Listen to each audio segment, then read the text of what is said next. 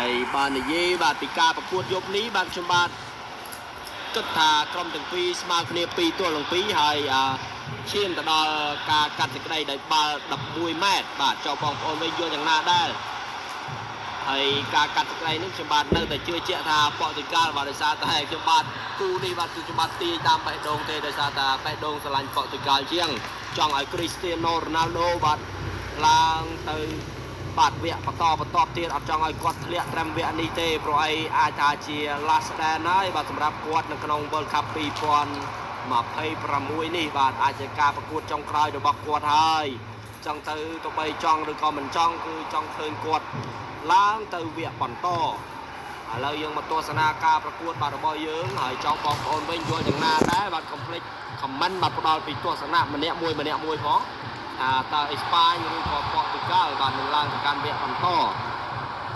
បើយើងផ្អែកបាទទៅលើស្ថិតិ FIFA ranking ហ្នឹងគឺថាអេស្ប៉ាញមានចំណាត់ថ្នាក់ល្អជាងបាទអេស្ប៉ាញបច្ចុប្បន្នឈរនៅលេខ3ខណៈដែលប៉ូទុយហ្គាល់ឈរនៅលេខរៀងទី7បាទគឺថារៀងឆ្ងាយគ្នាបន្តិចបាទឥឡូវត្រង់នេះលោកកញ្ញាកណ្ដាលបាទជូនកាតលឿងបាទទៅដល់អ៊ីណាស៊ីអូបាទដែលជាការប៉ះទង្គិចបាទទៅលើកាវីបាទ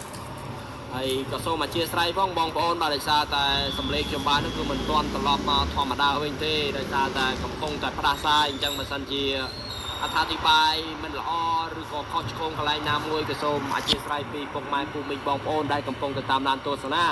ការទស្សនាបាទរបស់ពុកម៉ែពូមីងបងប្អូនគឺជាកម្លាំងចិត្តបាទដ៏ធំធេងសម្រាប់ខ្ញុំបាទនៅក្នុងការនាំយកការកំសាន្តសប្បាយឲ្យបងប្អូនយើងទស្សនាកំសាន្តមុននឹងការប្រកួតមែនទែនមកដល់ហើយក៏បានបាទជួយចែករំលែកអ្វីបាទដូចជាព័ត៌មានកីឡាផ្សេងខ្លះតាមដែលអាចធ្វើបានបាទអស់ពីលទ្ធភាពហើយអរគុណសម្រាប់ការទស្សនាឥឡូវយើងកុំឲ្យខាត់ពេលយូរយើងមកទស្សនាការប្រកួតបាទនៅលើទីលានយើងវិញម្ដងបញ្ជូនឲ្យ Ferran Torres បញ្ជូនឲ្យអូយ៉ាសាបាល់ទៅមុខមិនផុតក៏យកបាល់បានពី Inacio ឲ្យ Bruno ដឹកបាល់ឡើង Bruno Fernandes ដឹកបាល់ឡើង Bruno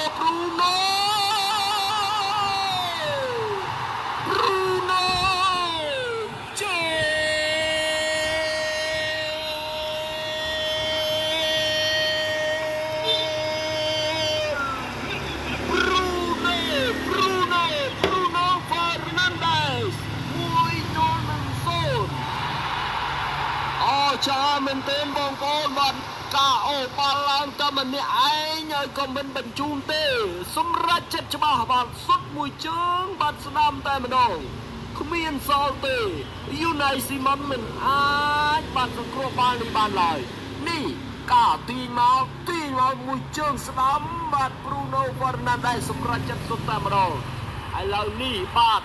តួឯកបាទរបស់អេស្ប៉ាញបានចូលមកកាន់ទីលានហើយ Lamine Yamal ត្រូវបានបដូរចូលបាទភ្លាមបាទជំនួស Ferran Torres ជាយុទ្ធសាស្ត្រគ្រូឬក៏យ៉ាងណាទុក Yamal បំរុងឥឡូវនេះបញ្ជូនមកឱកាសបាទរបស់អេស្ប៉ាញឲ្យ Marca Curilla អូយ៉ាសាបាល់ទាប៉ុន្តែបាល់នេះចេញពីខាងក្រៅទៅហើយឥឡូវយើងបន្តទស្សនាការប្រកួត Inacio បញ្ជូនមកស្លាបខាងឆ្វេងទម្លាក់បន្តិចឲ្យពេទ្រីឲ្យ Fabian Ruiz ទាញមួយល្អមែនទែនឲ្យ Marco Llorente លើកត្រង់នេះលោកអញ្ញាកណ្ដាលពីនៃហើយក៏ជូនបាទការលឿងទៅកាន់ Nuno Mendes ទៅហើយ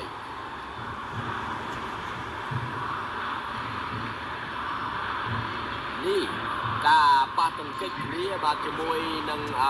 Marco Llorente ពីសំណាក់កីឡាករ Nuno Mendes ឥឡូវបាល់ free kick បាទពីអេស្ប៉ាញលើកមកត្រង់នេះតែមួយក្បាលទៅមុខជាបន្ត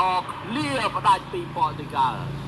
68នាទីឥឡូវនេះឱកាសរបស់ Cristiano Ronaldo ម្នាក់ឯង Cristiano Ronaldo ផ្ដាល់ល្បឿន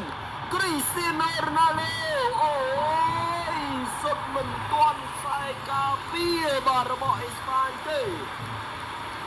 នេះយើងទៅទស្សនាបាទអំពីរូបភាពយឺតបាទការសុទ្ធមួយជើងក៏រំខានពីខ្សែការពាររបស់អេស្ប៉ាញ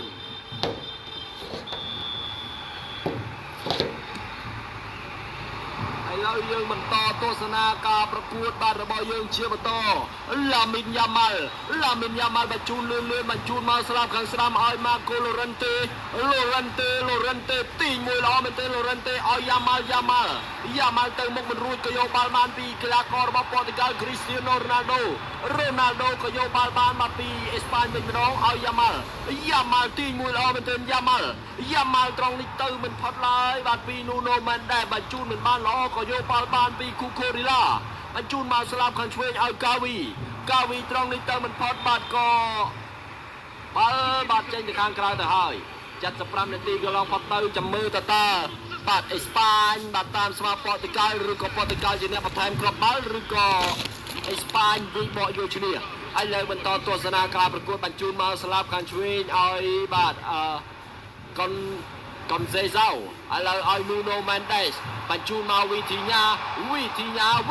ទី1ល្អមែនទែនត្រង់នេះក៏ឆក់បាល់បានពីជម្រើសជាតិអេស្ប៉ាញបញ្ជូនមកត្រង់នេះតែទម្លាក់បន្តិចពីគ្រីស្ទីណូរ៉ូណាល់ដូឥ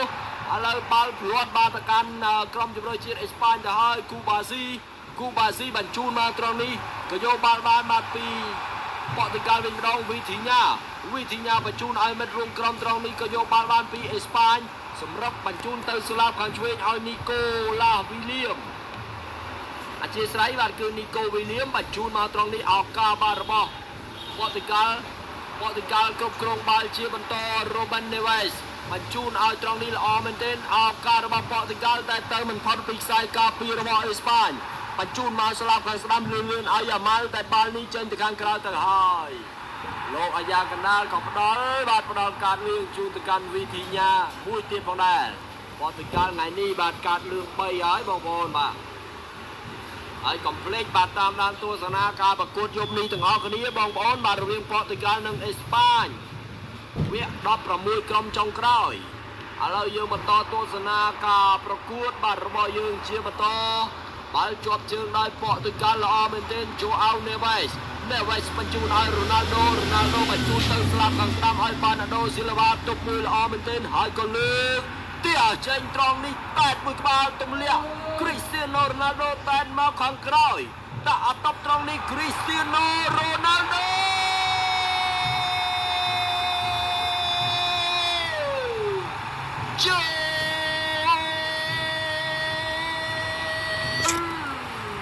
មានសល់ទេ